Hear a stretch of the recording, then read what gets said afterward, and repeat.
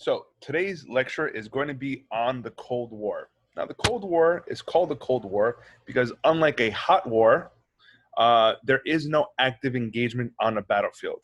The two sides that are at war with one another don't actively threaten one another. Instead, what they do is they go about their rivalry and their warfare in different manners, in manners that don't resolve in direct conflict between the two of them. Don't get it twisted. There is violence and there is warfare, but not between the combatants themselves. It's kind of like sending your friends in to fight your fight for you, and you just stay on the outside of it. That's exactly what the Soviet Union and the United States did right after World War II. Now, why was there such a clash of ideology? Well, the Soviet Union believed in communism, this idea of collectivism, of having everyone share everything within a society, equality, basing it all off of socialism, and steering it all through totalitarianism.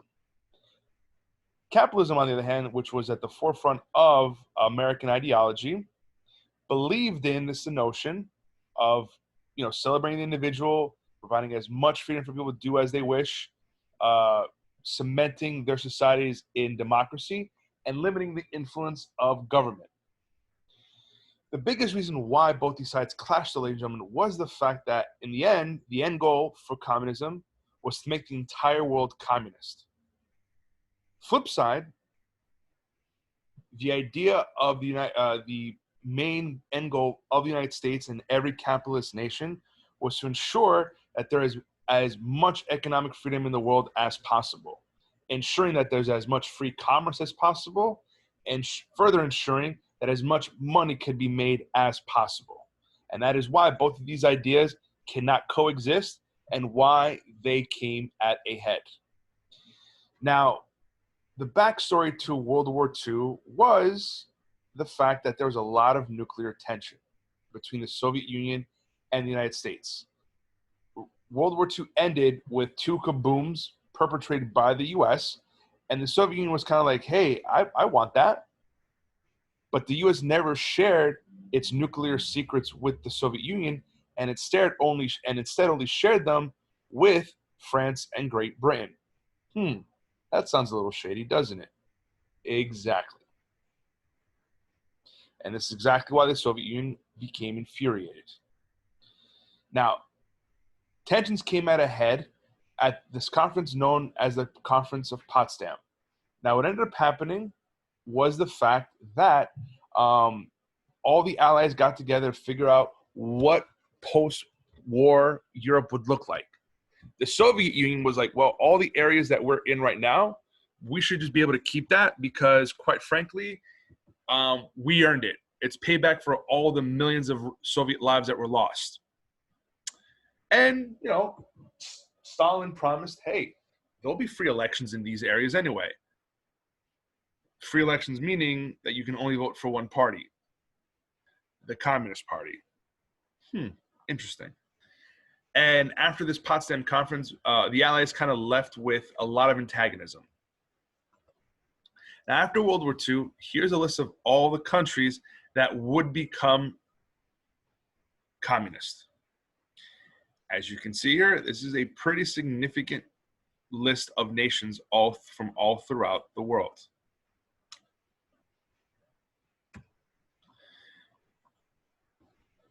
When President Truman took office after the death of FDR, Truman remembered the lessons from appeasement and that it doesn't work, and that he believed that you cannot appease communist forces, that you must prevent the spread of communism as much as possible. And so came to fruition the Truman Doctrine, which believed that the United States will do all that it can in its powers to prevent the spread of communism. Now, the Truman Doctrine hit the floor running because right after World War II, there was civil war in both Greece and Turkey over whether those nations should become capitalist or communist. And the Truman administration sent billions of dollars of aid to both of those nations that were fighting on the pro-democracy side, and stopping stopping communism from taking shape. As you can see, at this point forward, the United States would no longer be isolationist as it was prior to World War I. Now, after this, Truman also came with something known as the Marshall Plan, which was to throw as much money as you can into Europe to help them rebuild. The fear is that if you don't give money to these war-ravaged nations, communism might spread in those settings. So naturally, the U.S. tried to infuse as much money here to allow for the quick rebuild of these economies based on capitalism. Well, naturally, the Soviet Union did the same thing with giving money to all of their constituents and trying to basically help rebuild Eastern Europe and something known as the Molotov Plan. Now, let's look at some specific examples of the Cold War in action. First and foremost, what to do with Germany. Well, as we saw in the Potsdam Conference, the Soviet Union believed that, hey, whatever land they possessed, they should hold on to. And this is exactly why Germany was divided into two. Because the allies that were the Soviet Union said, well, okay, fine. You can hold on to the eastern half of Germany that you invaded, but we will hold on to the western half and allow it to be free. And this is exactly why Germany would be divided into two parts starting in 1945, East Germany and West Germany. Now, here's the tricky thing with all this stuff. If you look in the heart of East Germany, the capital of Germany, or the former capital of Germany, resides right within it.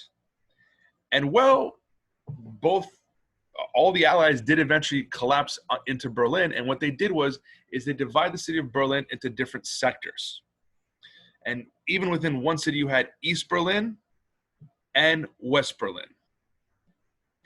And what ended up happening, folks, is the fact that the Soviet Union created a blockade to prevent aid from coming into West Berlin. So what ended up happening was the Allies were basically airdropping aid into West Berlin. And that's when the Soviets realized that, okay, they're not going to let go of Berlin. They're going to stay here for the long haul. So how did the Soviets respond? By building the infamous Berlin Wall, clearly signifying that the city would remain divided and the city of Berlin would become the poster child of the Cold War itself. One city, both sides in a complete standoff. Now, the United States feared that the Soviet Union would try and spread communism all throughout Europe. And so they created this organization known as NATO to prevent the spread of communism and to defend the continent from Soviet aggression. Similarly, the Soviet Union did the same thing as well, creating something known as the Warsaw Pact, which was meant to protect Eastern European countries from the influence of the United States. As you can see here, no direct conflict going on here, but definitely a lot of antagonism for sure. Now, the reason why the US was so fearful of the Soviet Union was something known as the domino theory. And the domino theory was especially true in Asia because the fear was this, that, okay, China became communist. Korea became half communist. What would happen to all these other nations if they eventually also were exposed to communism as well? And this was the greatest fear the United States had, that if you allow multiple different Asian nations to fall to communism, then all of them will eventually, just as you would with dominoes. And this is what they called the domino effect. Now, tension and rivalry between the US and the US was described as what we know as the Cold War. And even though there was no actual war, there were plenty of hotspots all throughout it. And now let's take a look at some of them. The first hotspot was the Korean War, which we've already looked at the beginning of the year. But what ended up happening was after several years of conflict, what ended up happening is the nation of Korea was divided at the 30th parallel of latitude and divided into North Korea and South Korea, which is still the case to this day, where the southern half is a free, democratic, capitalist nation, where North Korea is currently and still is under communist supervision and a totalitarian government.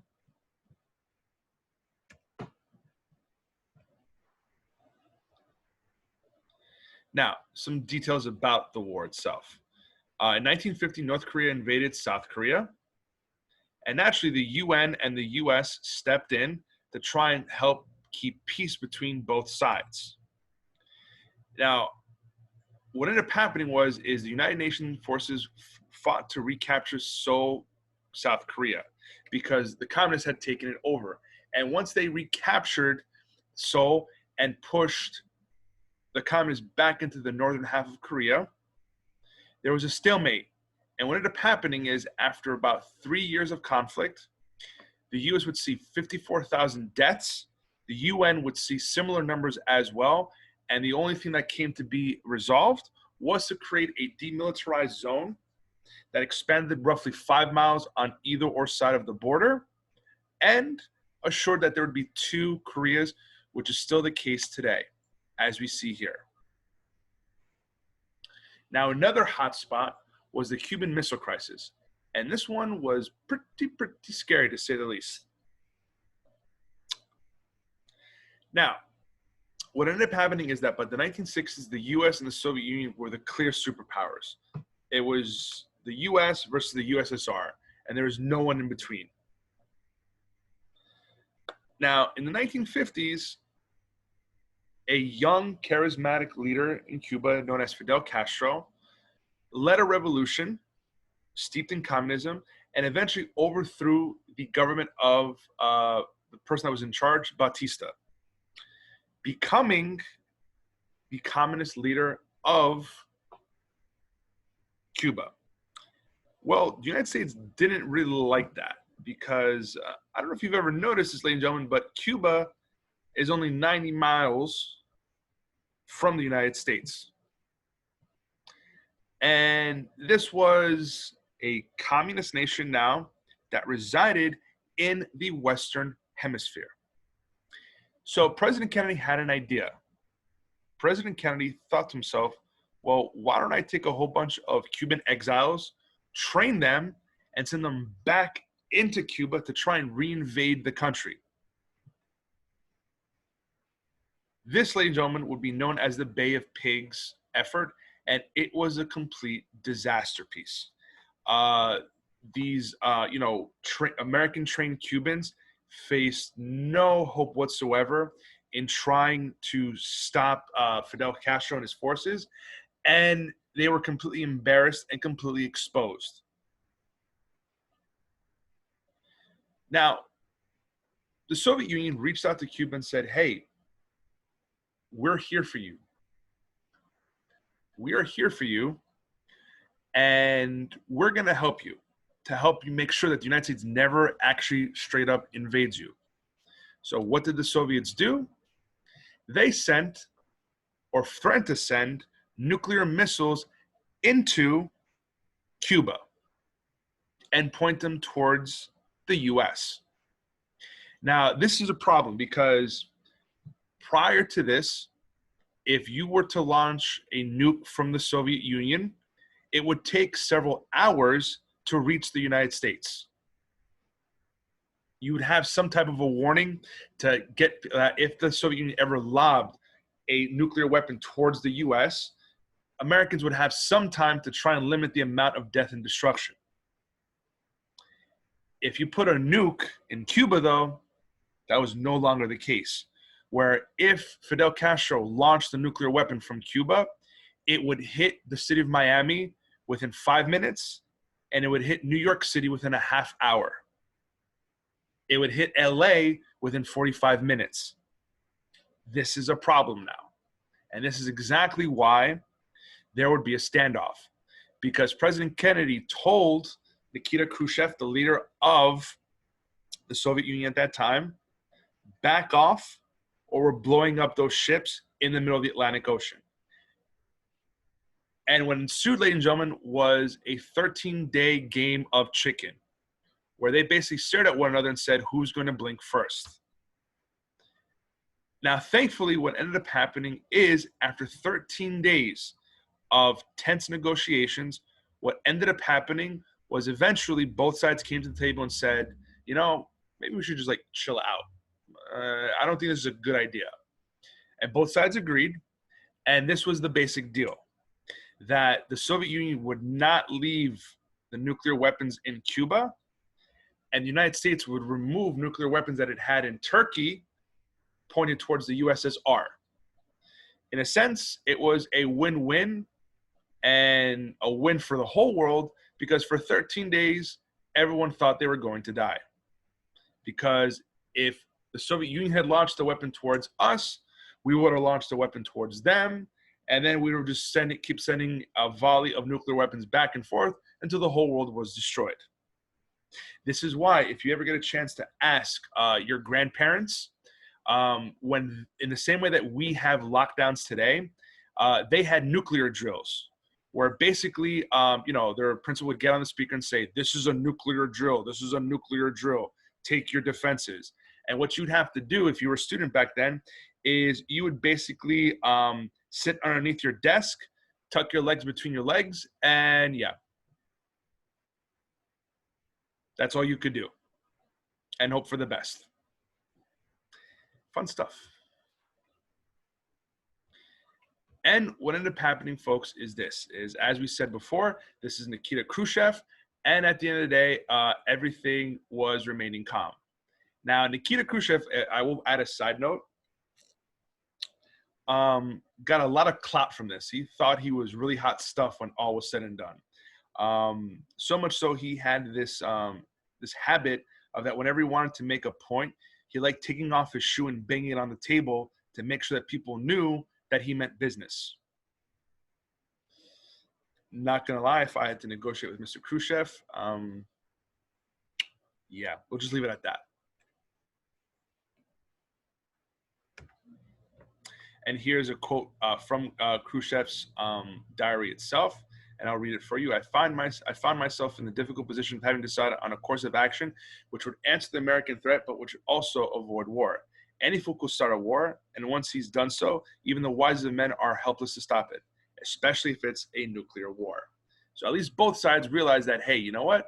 Threatening one another with a nuclear weapon maybe not be the best of ideas. And that's when nuclear tensions started to slightly calm down. And now we proceed to another hotspot, the Vietnam War. Now, similarly to the Korean War, Vietnam was once a colony of France and gained its independence in 1954. What ended up happening, though, is the nation at that point did not know how it wanted to proceed. Half the nation wanted to continue on with communism, and the other half wanted to be democratic. Well, those tensions eventually spilled over, and what ended up happening is U.S. forces were allegedly attacked in the Gulf of Tonkin, setting off the Vietnam War.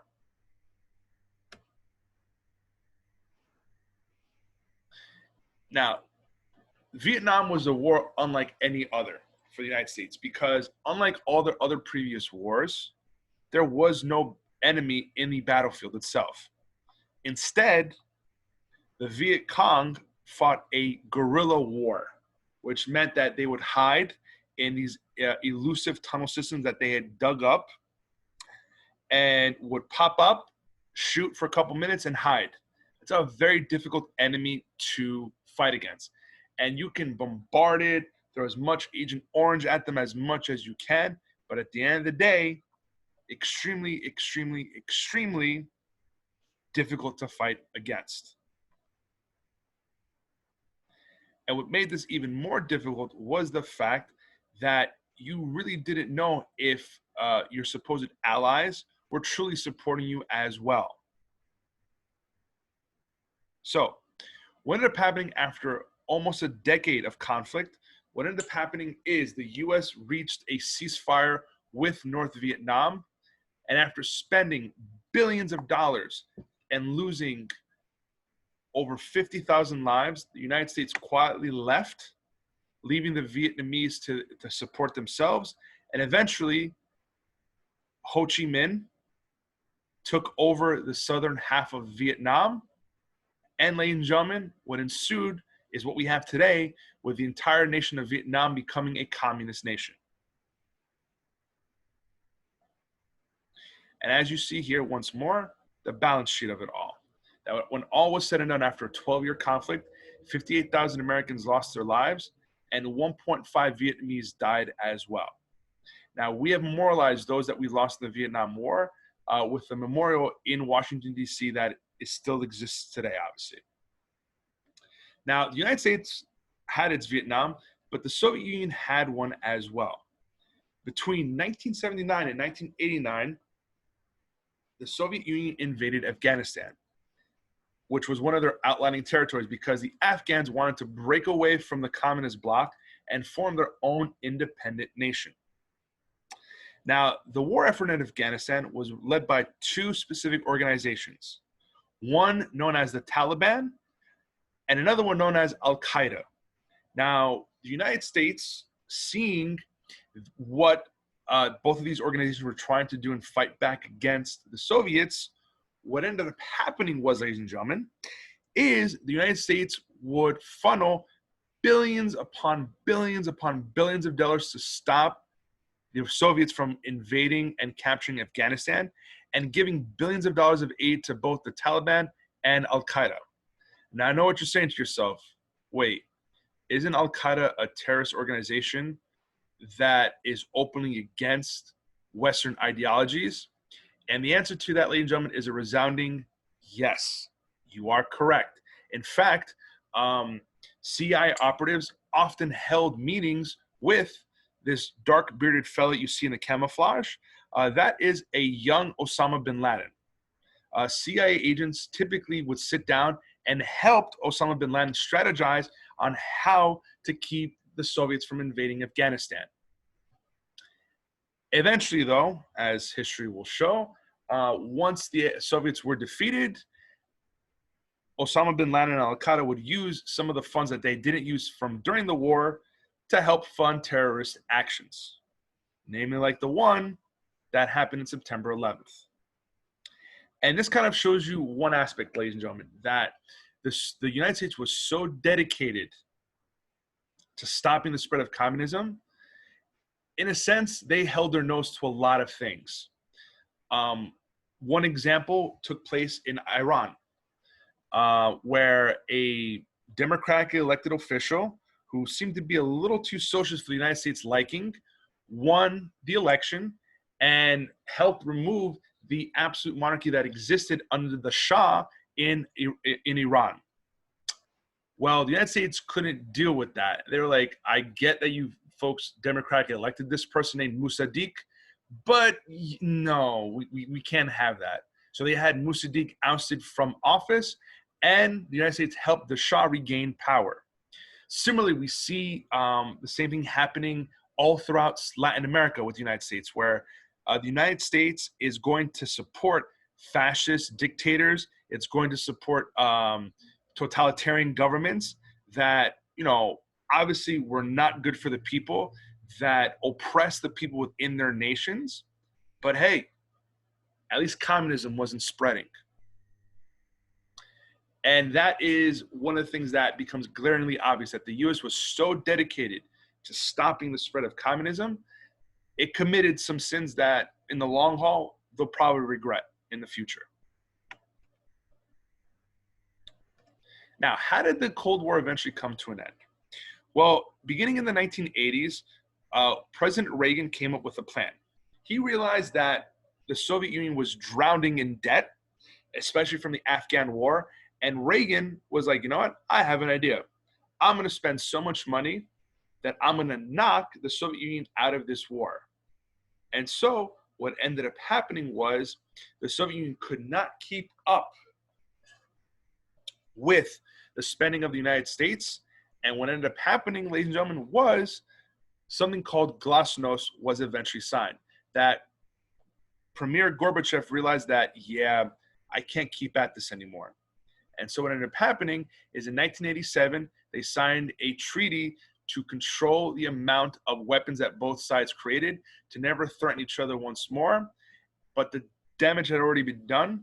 And by 1991, the Soviet Union eventually collapsed because of its financial issues. And quite frankly, a lot of those countries that he had controlled after World War II never wanted to be communist to begin with. And so the whole system collapsed. And so came with it the end of the Cold War. Thank you so much for watching. Have a good one, folks.